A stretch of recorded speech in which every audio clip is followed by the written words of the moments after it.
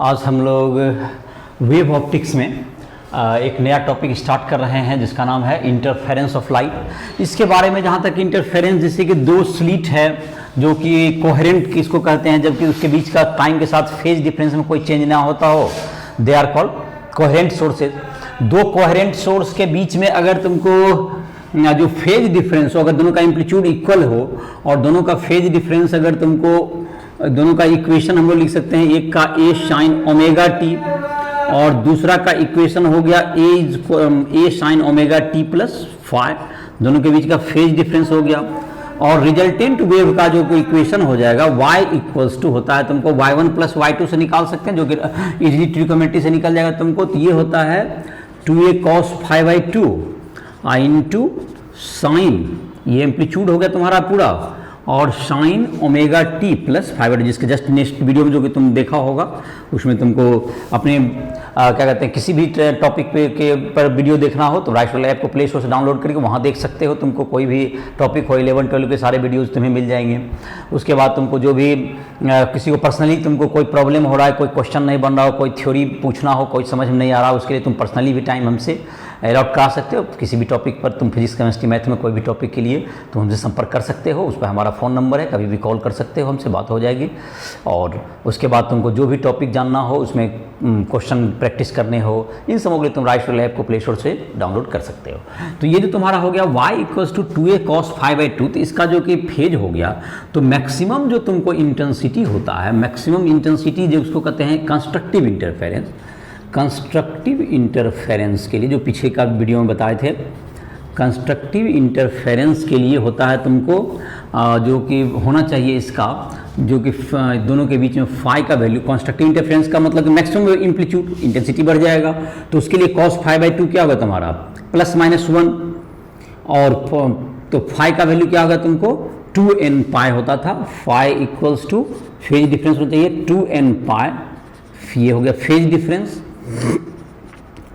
और path difference जो होगा, पाथ डिफरेंस जो हो जाएगा तुम्हारा, path difference equals to N lambda. दोनों में क्या रिलेशन था पाथ डिफरेंस और फेज डिफरेंस में, कि 2 पाई पाथ डिफरेंस होता है, तो wavelength wave path difference 2 pi phase difference, तो पाथ डिफरेंस लेमडा। तो 2 पाई का यहाँ से यहाँ तक फिर से सेम फेज में आ गया, तो इसको 2 पाई का डिफरेंस हो गया, तो पाथ डिफरेंस कितना हो गया यहाँ से यहाँ तक, ये लेमडा कहलाएगा। तो ये तुम्हारा हो गया, ये हो गया तुम्हारा y is equal to this one. और कंस्ट्रक्टिव डिस्ट्रक्टिव इंटरफेरेंस में, डिस्ट्रक्टिव इंटरफेरेंस में क्या हो जाएगा, phi equals to 2n plus 1 pi, ये ऑड मल्टीपल हो गया। और पाथ डिफरेंस क्या आ गया तुमको, path difference delta x is equal to n plus half lambda, n plus half lambda. तो ये तुम्हारा जो पिछला का तुमको एक रिवीजन हो गया।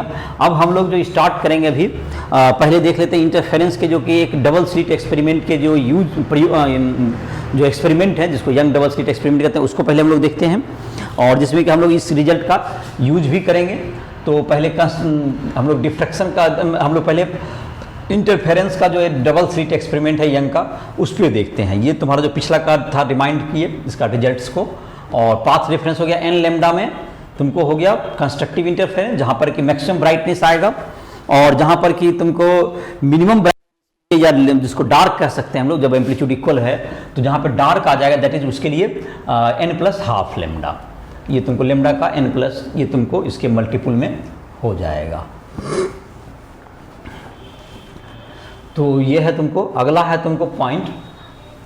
अब है इसके बाद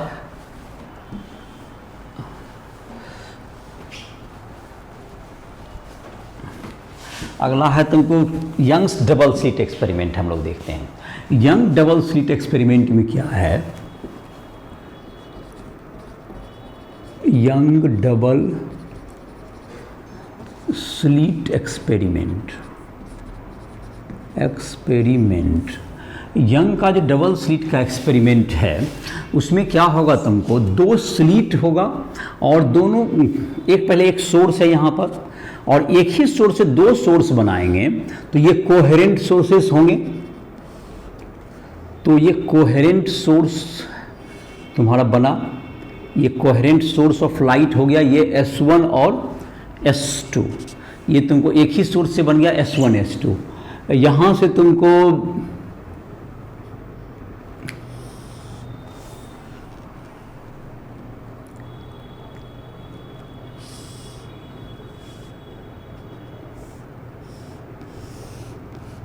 एक यहाँ पर जो तुम्हारा होगा एक यहाँ पर डिफरेंस हो गया, ये यहाँ तक जो है तुमको ये कैपिटल D हो जाएगा। ये क्या हो गया तुम्हें, capital D, distance between the source and the screen, ये तुमको कैपिटल D हो गया।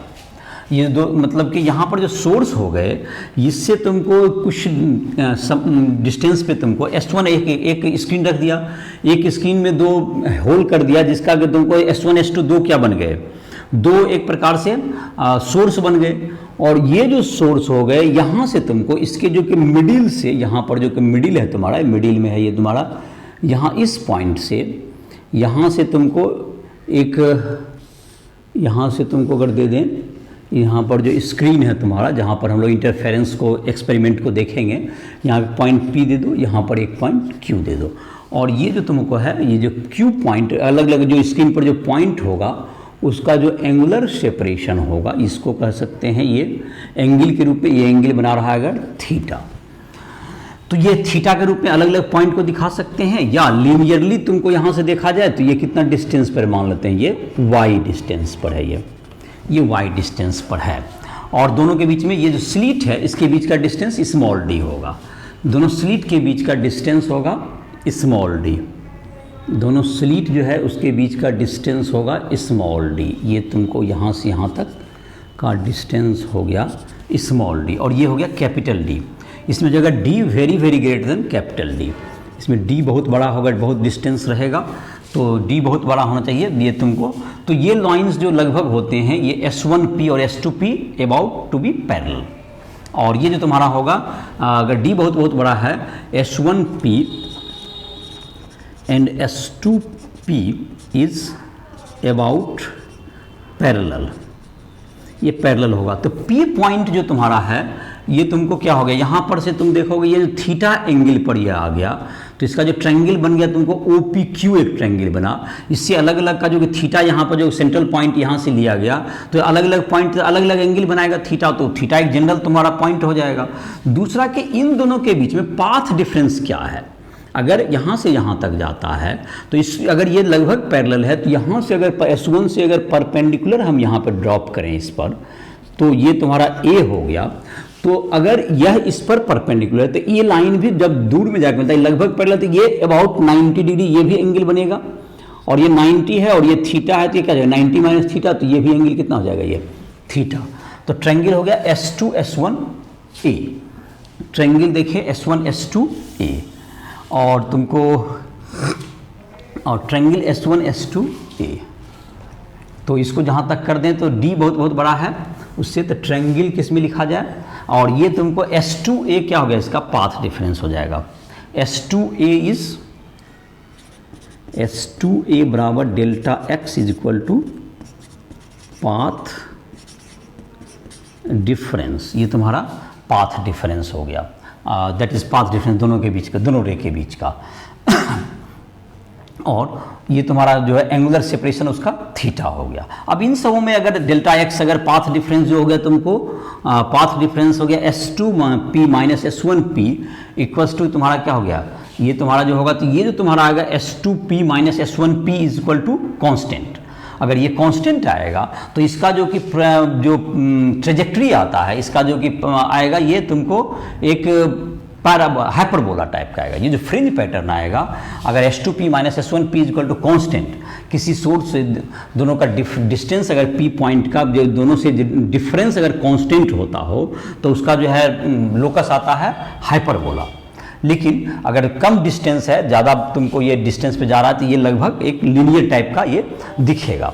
तो यहाँ पर क्या होगा, अब यहाँ पर देखें हम लोग, ये स्क्रीन में जो कि इसके एक्सपेरिमेंट में क्या विजिबल होगा, ये पहले हम लोग देख लेते हैं, देयर आफ्टर इसका एक्सप्लेनेशन करते हैं। तो यहाँ पर क्या होगा कि जब तुमको स्क्रीन के जब यहाँ पे दो कोहेरेंट सोर्स S1 S2 हो गए जो एक ही सोर्स से बनाए गए हैं, S1 S2 से जब रे जो है तुमको जो स्क्रीन है तुम्हारा जिस पर हम लोग इंटरफेरेंस पैटर्न देख रहे हैं, ये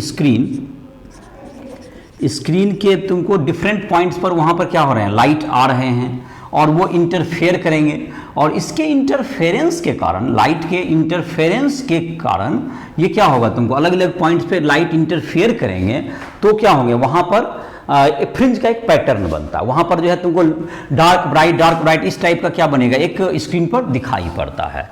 तो इसको हम लोग जाहिर है कि जो इंटरफेरेंस जो कि हम लोग पिछले जो कि लेक्चर में अभी जो देखे थे हम लोग, जिसका रिमाइंड किए, उसके आधार पर इसको हम लोग एक्सप्लेन कर सकते हैं। तो क्या हम लोग को दिखेगा कि, और जहाँ तक कि ये तुमको एक लाइन में ही दिखेगा, क्योंकि इसका जो है ऐसे तो एक जो एक्चुअल लोकस होगा वो हाइपरबोलिक होगा, जो ध्यान रखोगे अगर ऑब्जेक्टिव में आता है तो उसका जो लोकस होगा वो हाइपरबोलिक होगा, क्योंकि S2P minus S1P is equal to constant, इसका जो लोकस होता है दैट इज ए हाइपरबोला। लेकिन जबकि कम लार्ज डिस्टेंस में सेपरेशन छोटा होता है तो वो एक अबाउट क्या दिखेगा, वो अबाउट तुमको एक लीनियर ही आएगा, लाइन के रूप में ही हमें क्या हो जाएगा, ऑब्जर्व आएगा। तो ये तुम्हारा हो गया, तो लाइन के रूप में ऑब्जर्व होगा। तो अब है तुमको यहाँ पर जो कि हम लोग इसमें एक्सप्रेशन देख सकते हैं, तो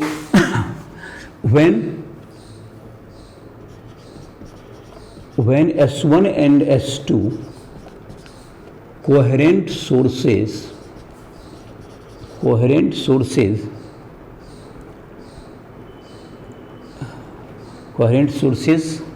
are separated by small d, and a fringe pattern is observed at D on screen, यहाँ से D डिस्टेंस पर स्क्रीन पर ऑब्जर्व, अगर D बहुत बड़ा हो D से, तो आपका ये लाइन जो है कुछ अप्रॉक्सीमेटली हम लोग रिजल्ट को, तो ये तुम्हारा पाथ डिफरेंस हो गया S2A। अब इन समों में हम लोग देख लेते हैं कि डेल्टा एक्स कहाँ पे कंस्ट्रक्टिव बनेगा, कहाँ पर डिस्ट्रक्टिव। ये जो फ्रिंज पैटर्न होगा कहीं पर डार्क दिखेगा कहीं पर ब्राइट, उसका पोजिशन देखते हैं इसका कैलकुलेशन करके। तो ये क्यों दिखता है, इसका दोनों सोर्स से जो लाइट आता है दोनों से, उसके सुपर पोजिशन से एक नया वेव बनता है, जिसके कारण कहीं पर डार्क हो जाएगा, कहीं पर वो अगर कंस्ट्रक्टिव इंटरफेयर किया तो ब्राइट होगा, और डिस्ट्रक्टिव हो गया तो दोनों का एम्पलीट्यूड अगर सेम है तो तुम्हारा डार्क आ जाएगा।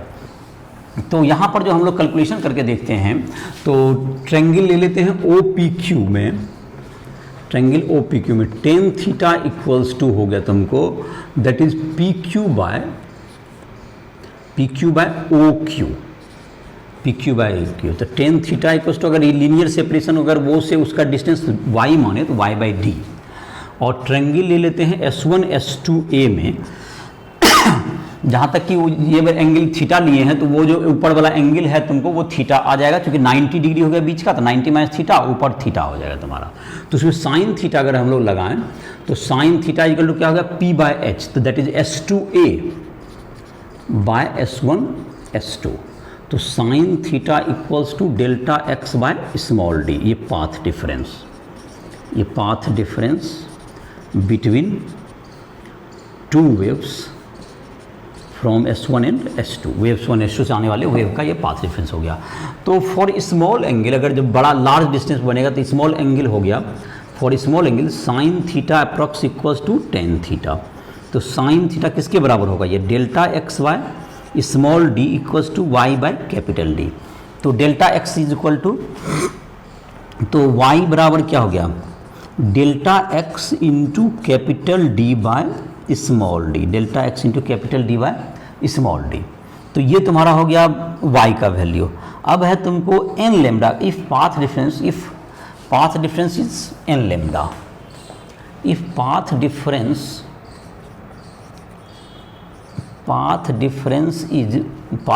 Delta X is equal to n lambda, तो कंस्ट्रक्टिव इंटरफेरेंस डार्क, यहाँ पे क्या बनेगा, डार्क ब्राइट फ्रिंज बनेगा, तो यहाँ पर बनेगा ब्राइट फ्रिंज बनेगा वहाँ पर। तो y इक्वल्स टू कहाँ पर बनेगा, y equals to n lambda D by D, यहाँ पर ब्राइट फ्रिंज दिखेगा, इसे n का वैल्यू क्या होगा, इंटीजर होगा, तो y बराबर क्या आ जाएगा तुमको, 0 आ गया, lambda D by D, 2 lambda D by D और सो ऑन।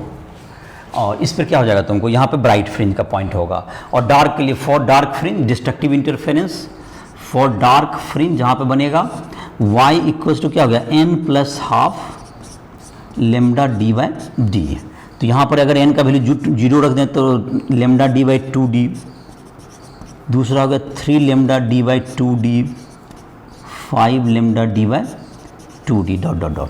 तो ये तुमको 0 पर, तो ये तुमको उसके बीच में 0 लेमडा डी बाई 2d उसके बीच में, और दो डार्क के बीच में एक ब्राइट और दो ब्राइट के बीच में एक डार्क, जैसे y का वैल्यू तुमको पता चल रहा होगा, यहाँ देख सकते हो।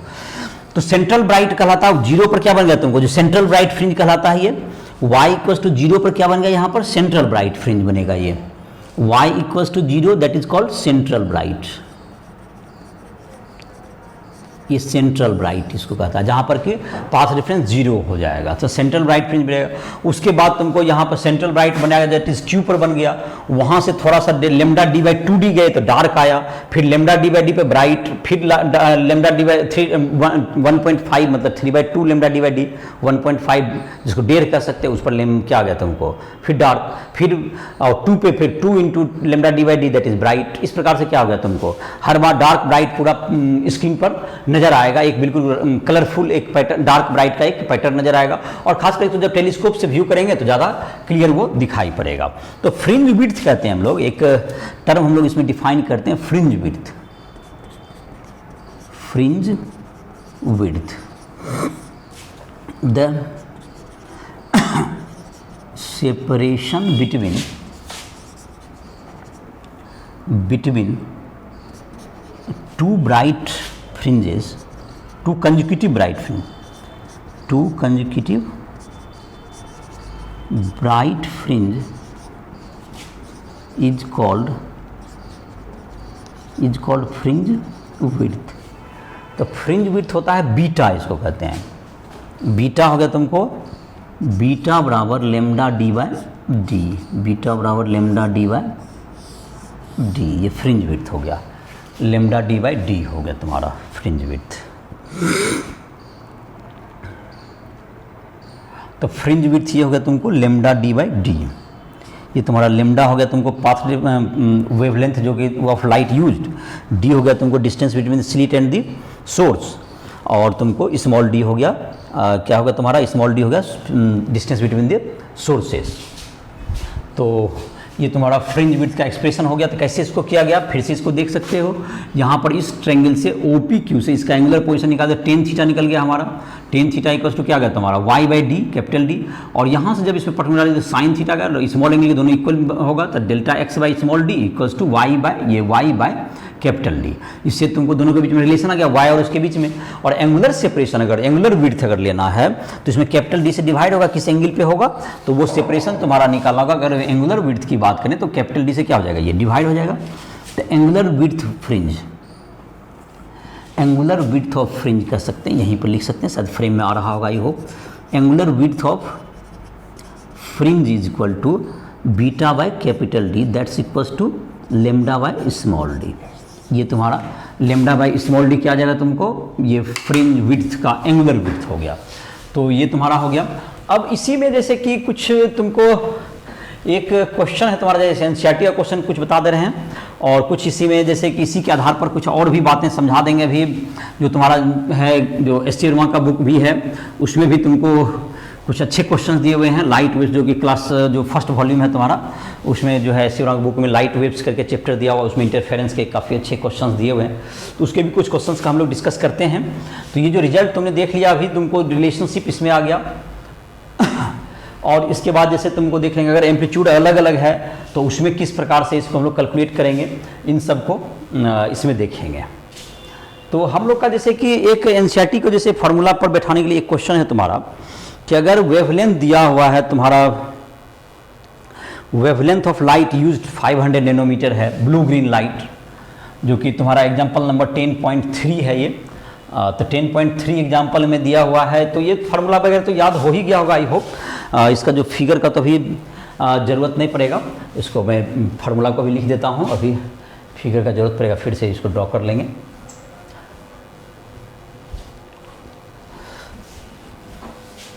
तो उसमें 10.3 एग्जाम्पल है तुम्हारा, जिसको कि तुम बुक से रीड भी कर सकते हो, जो फार्मूला पुट करने के लिए दिया हुआ है।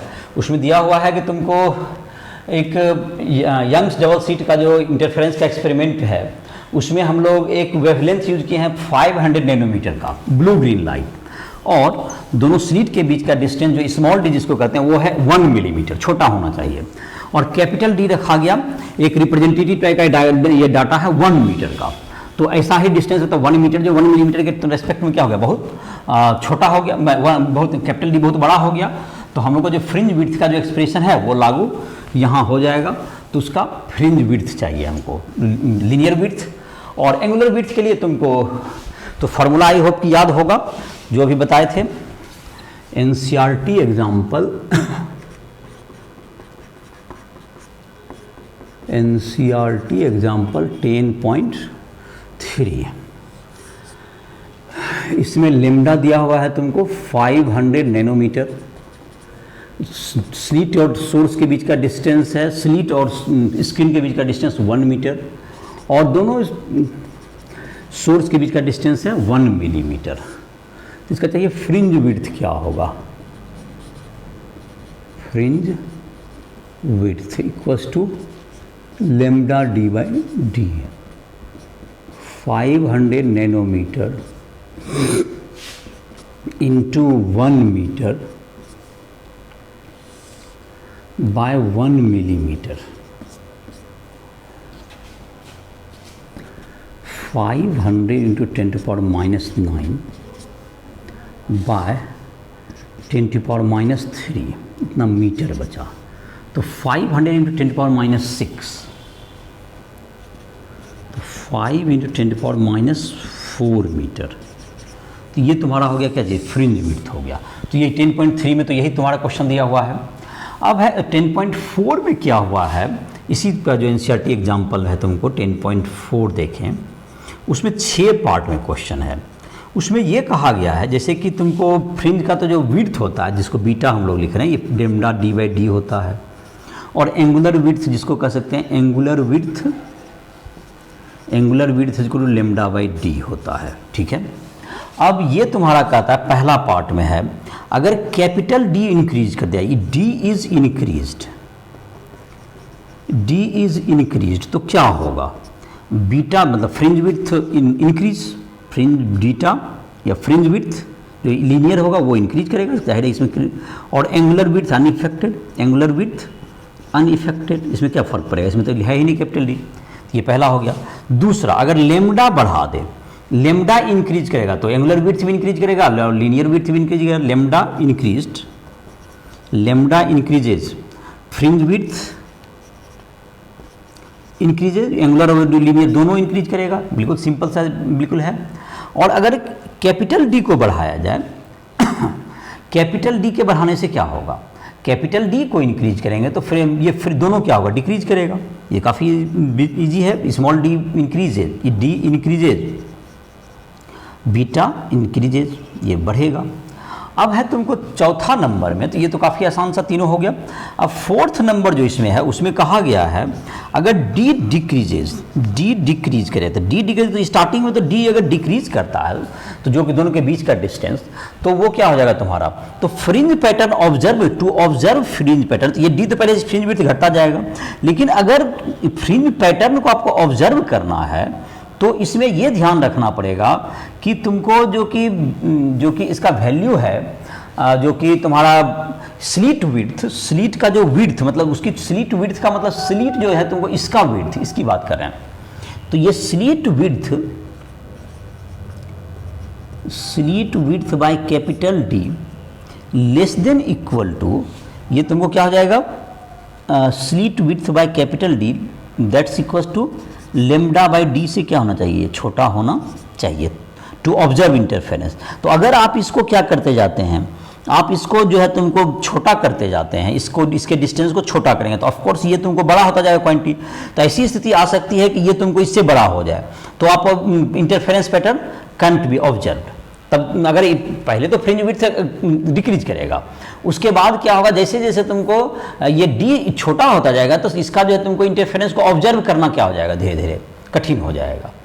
और या अगर जो पांचवा में तुमको स्लिट का विड्थ को बढ़ाया जाए, यही बात तुमको यहाँ पर लागू होता है। एस को slit width increases, slit width increases, तो स्लिट विड्थ को इंक्रीज कीजिएगा तो इसमें भी वही बात है कि ये अगर इंटरफेरेंस पैटर्न ऑब्जर्व करने में दिक्कत हो जाएगा अगर इस कंडीशन को फॉलो नहीं करेगा तो। छठा में तुमको कह रहा है कि तुमको अगर व्हाइट लाइट यूज करें तो व्हाइट लाइट यूज करें जो सेंट्रल ब्राइट है, तो व्हाइट लाइट वहां पर क्या होगा, वहां पर सेंट्रल ब्राइट पर तो सारे का कंस्ट्रक्टिव होगा। व्हाइट लाइट का मतलब उसमें 7 कलर आए हैं, तो 7 कलर है, तो जो कंपोनेंट कलर है सबके लिए जो सेंट्रल ब्राइट जहां है वहां तो सबका फेज में रहेगा, तो वहां तो आपका पास डिफरेंस क्या होगा, सबका 0 हो गया, तो वहां पर ब्राइट, तो सेंट्रल ब्राइट इज व्हाइट। लेकिन बाकी जगह जो होगा छठा नंबर में सेंट्रल ब्राइट जो होगा, central bright fringe is white, और अदरवाइज बाकी सब जगह क्या हो जाएगा, सब जगह कहीं रंग बिरंगा पूरा स्क्रीन में क्या जाएगा, किसी का कहीं पर डार्क हो रहा है, किसी का कहीं ब्राइट हो रहा है, इस ढंग से क्या होगा पूरा बिखर जाएगा उसमें। तो इस तरह से क्या होगा, सेंट्रल ब्राइट तो रहेगा तुम्हारा, और ये तुम्हारा सेंट्रल ब्राइट व्हाइट रहेगा, बाकी जगह सब जगह कलरफुल हो जाएगा स्क्रीन पर। तो ये तुमको था इंटरफेरेंस के जुड़े हुए 2 क्वेश्चन तुम्हारे थे एनसीईआरटी के एग्जाम्पल में, जिसको मैंने चर्चा कर दिया, तुम एक्सरसाइज से ही बनाओगे।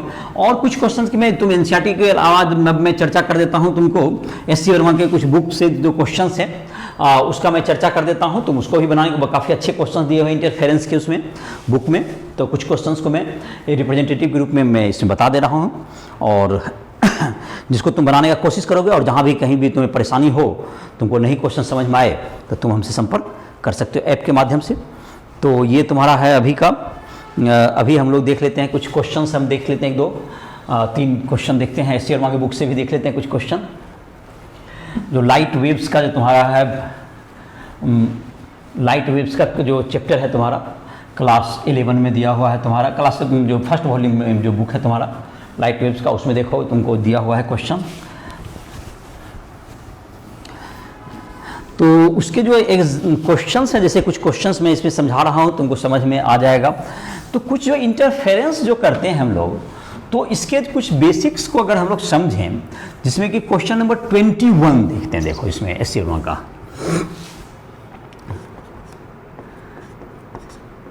SC Verma exercise light waves 21 exercise का 21 number.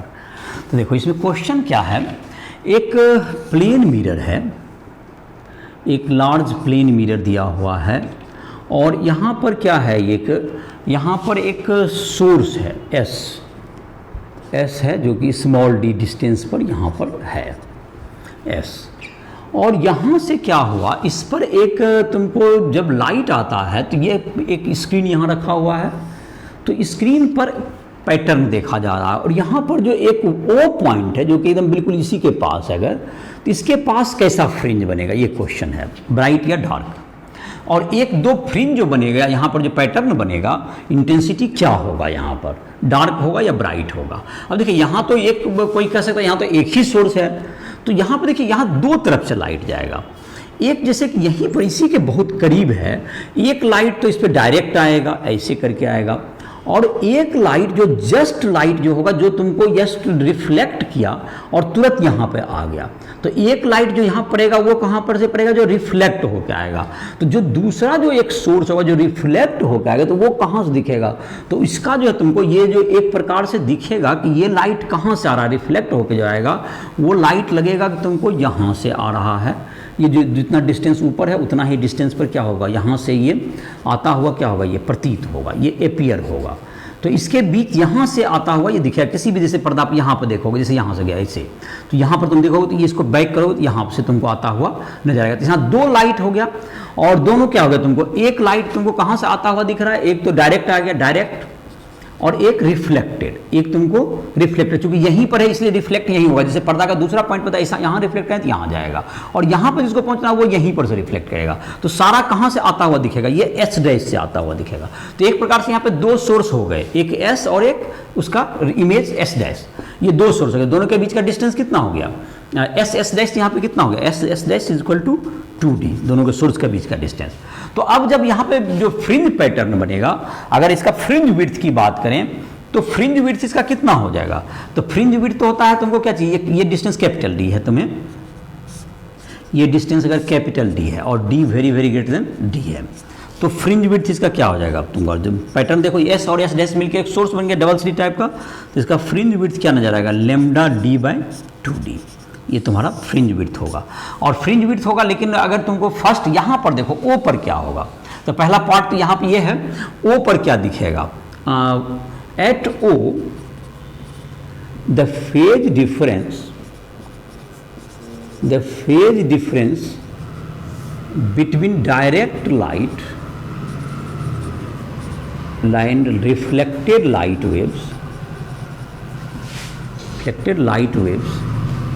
is pi, so destructive interference takes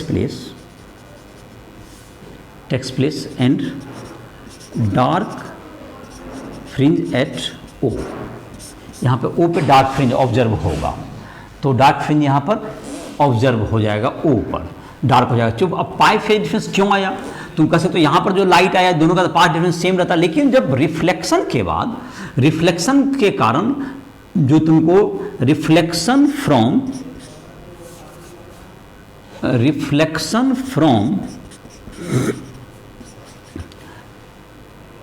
denser medium changes the phase of light by pi, जो पाई से चेंज करता है, फेज ऑफ लाइट कितना चेंज करता है, पाई से कर देता है। तो ये तुमको पाई से इसका चेंज कर देता है, और इसीलिए दोनों के बीच में पाथ डिफरेंस कितना, फेज डिफरेंस पाई हो गया, तो डिस्ट्रक्टिव इसलिए ओ पर क्या होगा, डार्क होगा, ओ पे क्या होगा, डार्क। तो फर्स्ट ब्राइट का अगर डिस्टेंस करेगा तो दोनों के बीच का डिस्टेंस तो आधा कर देंगे, तो distance between first bright from O कितना होगा, तो ये तुमको फ्रिंज विड्थ का आधा, दैट्स इक्वल टू क्या हो गया, beta by fringe width by 2। तुमको फ्रिंज विड्थ तो दोनों के बीच डार्क टू डार्क होता है या ब्राइट टू ब्राइट, तो लेमडा डी बाई 4d, ये तुम्हारा ये आंसर हो गया। तो आई होप कि समझ में आ गया होगा। एक डायरेक्ट देखो, जैसे कोई दूसरा पॉइंट पे देखना चाहोगे, अगर इस फिगर को और क्लियर देखना चाहो, जैसे कि यहाँ पर आया कोई सोर्स, यहाँ से रिफ्लेक्ट करेगा, यहाँ दूसरा पॉइंट पर अगर देखते हैं, यहाँ से आया लाइट, यहाँ से रिफ्लेक्ट करके चला जाएगा स्क्रीन पर कहीं पर, तो यहाँ पर ऑब्जर्व होगा तो दो लाइट, एक लाइट आएगा तुमको यहाँ से ऐसे, और एक लाइट आया यहाँ पर, तो इस ढंग से क्या होगा, तुमको पर्दे के हर पॉइंट पे दो लाइट आएगा, एक यहाँ से आता हुआ दिखेगा, एक इधर से आता हुआ दिखेगा। तो ये तुम्हारा दोनों के बीच का, और पाथ डिफरेंस फिर निकालेंगे और इसके आधार पर हम लोग इसको कर सकते हैं। तो ये फ्रेंडल तुम्हारा ये मिरर का था। अब है तुमको जैसे कि इसी में जैसे कि एक दूसरा टाइप का सिचुएशन देते हैं, जो कि 24 में देखो, वो भी एक अच्छा फिगर है, तुमको एस शर्मा का ही बुक का एक्सरसाइज का 24 नंबर क्वेश्चन देखते हैं। तो यहाँ पर अभी देखिए ओ पॉइंट के पास जो था, तो क्या बताया, एक कि जब रिफ्लेक्शन होता है, डार्क मीडियम से रिफ्लेक्ट करेगा डेंसर मीडियम से, तो उसमें क्या होगा, तुमको जो लाइट का जो वेव जो होता है तुमको वो फेज में पाई से क्या हो जाता है, टर्न कर जाता है। और ट्रांसमिशन में कभी भी फेज का चेंज नहीं होता, चाहे डेंसर मीडियम में जाइए या रेयरर मीडियम में। दूसरा बात, रेयरर मीडियम से तुमको अगर रिफ्लेक्शन होता है तो उसमें भी फेज चेंज नहीं होता है। तो डेंसर मीडियम से रिफ्लेक्शन में तुमको क्या हो जाता है, फेज पाई से चेंज होता है, लेकिन अगर रेयरर मीडियम से रिफ्लेक्शन होगा तो फेज का कोई चेंज नहीं होता है, ये ध्यान रहेगा। तो और ट्रांसमिशन हो किसी एक मीडियम से दूसरे मीडियम में, तो उसमें कभी भी फेज का चेंज नहीं होगा, चाहे कोई भी डेंसर से रेयर जाइए या rare to denser, phase remains same. और जब क्या बोले, कब सिर्फ एक कंडीशन में, reflection from by denser medium changes the extra phase by pi, ये तुम्हारा है। अब है तुमको एस सी वर्मा का ही एक और फिगर देखते हैं, तुमको वो भी काफ़ी बेहतर टाइप का तुम्हें लगेगा। एक जो किताब खोलोगे तो उसमें तुमको एस सी वर्मा का एक्सरसाइज लाइट वेव्स 24, इसमें देखो एक मिरर है, तुमको इसमें भी दिया हुआ है, एक मिरर है यहाँ पर। चलो, तो एक मिरर है तुम्हारा, तो क्या होगा, यहाँ पर दो सोर्स है, S1 और यहाँ पर क्या है, सोर्स S2, ये दो सोर्स हो गए, ठीक है, S1 S2 दो सोर्स हो गए। अब यहाँ पर इसके बीच में तुमको S1 S2 के बीच का यहाँ एक मिरर है, तुमको यहाँ एक मिरर रखा हुआ है। तो मिरर में जाहिर है कि मिरर का डिस्टेंस यहाँ से D1 है, यहाँ से D1 है, और इसके पीछे एक यहाँ पर D2 डिस्टेंस पर यहाँ पर एक स्क्रीन है। ये यहाँ से D2 डिस्टेंस पर एक स्क्रीन रखा हुआ है। ये सोर्स का जो सोर्स है D2 डिस्टेंस पर ये स्क्रीन हो गया। ये स्क्रीन पर हमको देखना, और दोनों डायरेक्ट यहाँ से लाइट नहीं आएगा, सोर्स से डायरेक्ट लाइट नहीं आएगा, जो भी आएगा reflected light you have to consider. तो रिफ्लेक्टेड जो लाइट आएगा तो उसके लिए देखो क्या होगा तुम्हारा, अगर इसका जो तुम्हारा S1 का यहाँ से जो होगा तुम्हारा, तो रिफ्लेक्टेड जब इसके ही लेना है तो एक प्रकार से जितना डिस्टेंस ये आगे है S1 का इमेज S1 डैश यहाँ बन जाएगा, और S2 का इमेज कहाँ बन जाएगा, ये तुमको S2 डैश यहाँ बनेगा। और दोनों के बीच का डिस्टेंस क्या है तुम्हारा, दोनों के बीच का डिस्टेंस स्मॉल d है, यहाँ पर दोनों के बीच का डिस्टेंस स्मॉल d है। अब देखो तुम्हारा यहाँ से जो रे आएगा तो एक जो यहाँ से जैसे रिफ्लेक्ट होगा क्या लाइट का, एक्चुअली में लाइट के पास यहाँ से आया, यहाँ पर गया और इधर पर्दा चला जाएगा, लेकिन ये कहाँ से आता हुआ, S1 डैश से आता हुआ दिखेगा। फिर इसमें भी वही बात है, S2 से आएगा रिफ्लेक्ट होगा तो ये कहाँ से S2 डैश से आता हुआ आपको क्या होगा, एपियर होगा। तो इसका मतलब यहाँ पर तुमको दो एपरेंट सोर्स हो गए आपको, S1 डैश और S2 डैश। यहाँ से डायरेक्ट जो लाइट जाएगा इसी दोनों लाइट का हमको कंसीडर करना है यहाँ पर्दा पर। तो एक तरह से हमको D डिस्टेंस कितना होगा, देखिए इसका डिस्टेंस अगर D1 है तो इसका इमेज कितना पीछे बना होगा, इसका यहाँ से D1 डिस्टेंस बना होगा, यहाँ से इमेज इसका डिस्टेंस होगा, ये इसका D1 डिस्टेंस पर। तो एक तरह से ये दो तुमको डिस्टेंस दो, कैपिटल D जो हम लोग फॉर्मूला में यूज करते हैं, that's equal to D2 plus D1 plus D1, that's equal to 2D1 plus D2। तो फ्रिंज विड्थ क्या हो जाएगा इसका, तो fringe width is equal to lambda into capital D के जगह पे क्या हो जाएगा तुम्हारा 2D1 प्लस D2, और दोनों के बीच का इस जो यहाँ पर देखो ये जो सोर्स, जो एपरेंट सोर्स के बीच का डिस्टेंस कितना है तुम्हारा, कैपिटल D स्मॉल d। तो इसका मतलब क्या होगा तुम्हारा, ये हो गया फ्रिंज विड्थ का एक्सप्रेशन, यही हो गया तुम्हारा। तो आई होप ये भी समझ में आ गया, और काफ़ी बेहतर है तुमको इसको।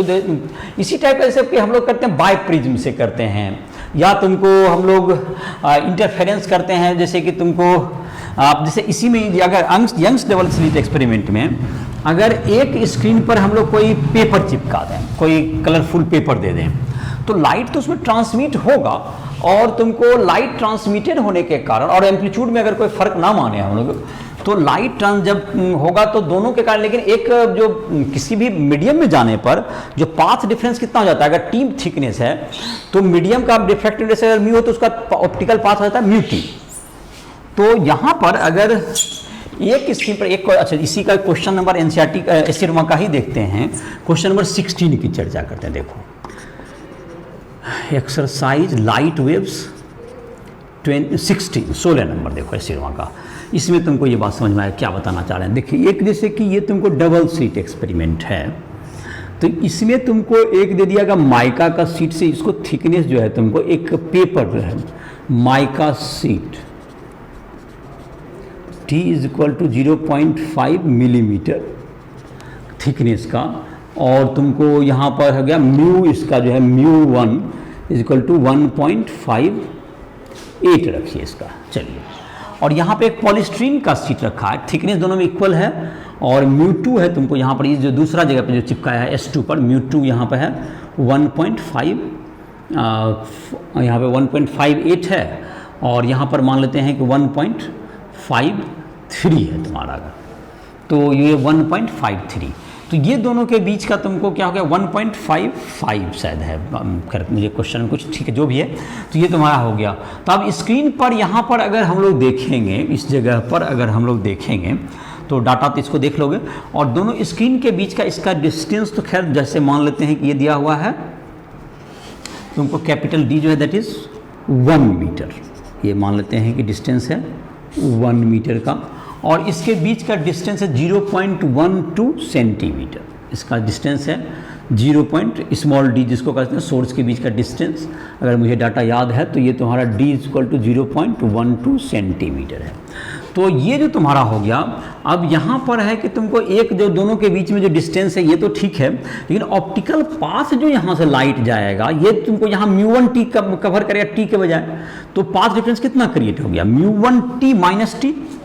तो पाथ डिफरेंस जो डेल्टा एक्स्ट्रा जो पहले क्रिएट हो गया μ1t माइनस टी पहला में हो गया, दूसरा में हो जाएगा μ2t माइनस टी के बराबर होगा। इतना पाथ, ये पाथ अगर ओरिजिनली रहता तो टी रहता, जो कि कैंसिल आउट भी हो जाएगा। तो μ1 माइनस μ2 इंटू टी, इतना थिकनेस का आपका इतना पाथ डिफरेंस क्रिएट हो गया पहले से ही। 1.58 माइनस 1.53 इंटू हो गया 0.5 मिलीमीटर। अगर मुझे डाटा याद है, या जो भी इसका रिप्रेजेंटेटिव डाटा होगा तुम्हारा 0.53 करके था ना, 0.5 डाटा तो खैर जो भी हो, थोड़ा मुझे लगता है कि मिस्टेक हो रहा है, तो इंटू दैट इज़ ये 0.5 मिलीमीटर जो भी डाटा है तुम्हारा, ये तुम्हारा हो गया एक्स्ट्रा पाथ डिफरेंस क्रिएट हो गया। अब एक्स्ट्रा पाथ डिफरेंस क्रिएट हो जाने के कारण क्या होगा, इसका जो सेंट्रल ब्राइट फ्रिंज है ये अपने सेंटर से क्या हो जाएगा, अलग हो जाएगा। सेंट्रल ब्राइट फ्रिंज अपने डिस्टेंस से क्या हो जाएगा, लेकिन फ्रिंज विड्थ में कोई अंतर नहीं पड़ेगा, तो fringe width remain same. Fringe width equal to lambda D by D जो है तुमको, ये इसमें क्या है, कोई डिफरेंस नहीं होगा।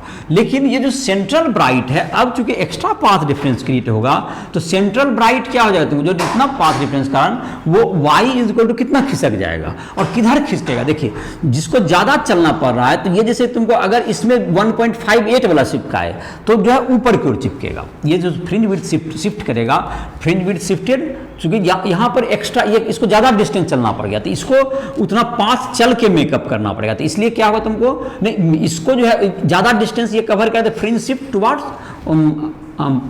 ये अगर ऊपर वाला ये 1.58 का है तो इधर ऊपर शिफ्ट करेगा, ये ध्यान रहे।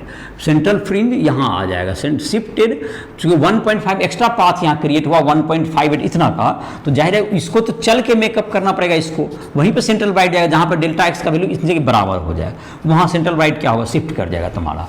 और कहाँ चला जाएगा, तो ये तुम्हारा इस पर चला जाएगा। तो इसको निकालने के लिए सेंट्रल ब्राइट कहाँ जाएगा, कितना डिस्टेंस पर, और सेंटर से कहाँ पे कितना अवे होगा, इसके लिए हम लोग क्या निकाल सकते हैं, एक जो तुम्हारा था delta X by small D equals to Y by capital D, इससे वाई निकल जाएगा हमारा डेल्टा एक्स और का वैल्यू हमारे पास है इंटू डी बाई डी करके, इससे क्या निकल जाएगा, वाई कितना डिस्टेंस सेंट्रल ब्राइट खिसकेगा। तो सेंट्रल ब्राइट अगर खिसक जाएगा जितना भी, तो उसमें सेंट्रल ब्राइट का डिस्टेंस जो भी आएगा उसका फ्रिंज विड्थ का जो थिकनेस है, जो कि डाटा को, तो उतना का थिकनेस को तुम क्या कर दोगे, माइनस करोगे। अगर मानते हैं इसके मल्टीपल से ज़्यादा आ रहा है तो उतना से माइनस करके हम लोग कितना ऊपर शिफ्ट करेगा हम लोग कैलकुलेट कर सकते हैं इसको। तो डाटा भी मुझे ध्यान नहीं है इसलिए इसको भी, तो तुम इसको जो है, अब आई होप कि इसको समझ गया होगा कि जब हम लोग एक कोई सीट को हम लोग चिपका देते हैं तो उसमें एक्स्ट्रा पाथ डिफरेंस क्रिएट होता है, और उससे क्या होगा, सेंट्रल फ्रिंज जिधर आपने अगर पेपर चिपकाया उधर की ओर शिफ्ट करेगा। और अगर जैसे दो चिपकाया हमने, एक 1.58 1.2, जाहिर है कि 1.58 बड़ा है तो उधर की ओर शिफ्ट कर जाएगा ये, और उधर उतना शिफ्ट करेगा जितना एक्स्ट्रा पाथ डिफरेंस इतना क्रिएट हो जाए डेल्टा एक्स के मेकअप करने के लिए, और उसको उतना उधर की ओर शिफ्ट करेगा, और कितना से तुमको डिस्टेंस जाएगा तो ये तुम्ही को बता दिए, सेंट्रल ब्राइट इतना दूर चला जाएगा। तो अब कहेगा कोई कि पहला ब्राइट सेंट्रल ब्राइट कितना डिस्टेंस मिडिल पॉइंट से कहाँ दिखेगा, तो अब ये हो सकता है कि अगर ये 5 फ्रिंज शिफ्ट किया तो थोड़ा सा शिफ्टिंग 5 से मल्टे 5 गुना फ्रिंज हटाइए, और उसके बाद उतना जहाँ पे दिखेगा उसको घटा कर निकाल दीजिए। यहाँ पे ये 5 मतलब 5 इंटू बीटा से घटा दीजिए, अगर ये ज़्यादा है तो जितना फ्रिंज शिफ्ट करेगा उतना से माइनस कर दिए, उतना फ्रिंज आपको दिखेगा वहाँ पर। तो ये तुम्हारा क्या है, ये क्वेश्चन नंबर 16 था। अब जैसे तुमको कुछ एक सिचुएशन ये हो सकता है कहीं कि जैसे कि तुमको, जो कि अब एनसीईआरटी बुक में तो नहीं था इसलिए मैंने उसको थ्योरी उस ढंग से नहीं लिया, जैसे एससीआर वगैरह बुक में बनाओगे तो तुमको दो लाइट अगर आ जाए, जो कि तुमको उस टाइप के क्वेश्चन को तुम देख सकते हो जो एक्स्ट्रा होगा, जो तुमको एनसीईआरटी बुक को फॉलो कर रहे हो सिर्फ बोर्ड के लिए, तो ये थ्योरी को कंसिडर नहीं भी कर सकते हो। और जैसे कि तुमको if amplitude is not equal, if interfering wave has different amplitude, if waves has different amplitude,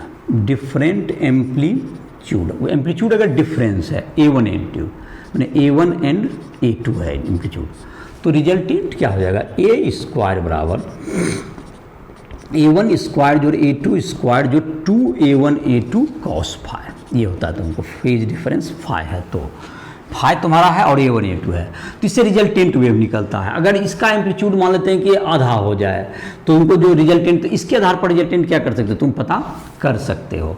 और फेज डिफरेंस जो कि दोनों के बीच में आएगा, डेल्टा जो टेन डेल्टा बराबर होता है A2 sine phi by A1 plus A2 cos phi. मतलब एक इक्वेशन है y1 equals to A1 sine omega T, दूसरा है y2 equals to A2 sine omega T plus phi.